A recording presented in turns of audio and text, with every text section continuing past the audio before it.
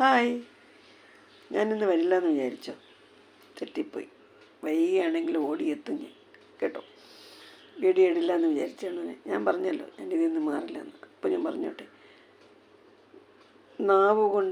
നാവുകൊണ്ട് സ്നേഹിക്കുന്നവർക്കാണ് ജീവിതത്തിൽ വിജയം. ഹൃദയം കൊണ്ട് സ്നേഹിക്കുന്നവർക്ക് ജീവിതത്തിലെന്നും പരാജയമേ ഉണ്ടായിട്ടുള്ളൂ. എന്താ ഞാൻ പറഞ്ഞത് ശരിയല്ലേ? നാവിൽ നിന്നൊഴുകി വരുന്ന വാക്കുകൾ, അത് ഉള്ളിലെ വിഷം എത്രയായിരുന്നാലും പുറമേ അറിയാൻ പറ്റില്ല. അതേസമയം ഹൃദയത്തിൽ നിന്ന് വരുന്ന സ്നേഹം അത് മനസ്സിലാക്കാതെയും പോവും. അങ്ങനെയല്ലേ? അതിനൊരു സത്യസന്ധത ഉണ്ടെന്ന് തോന്നില്ല.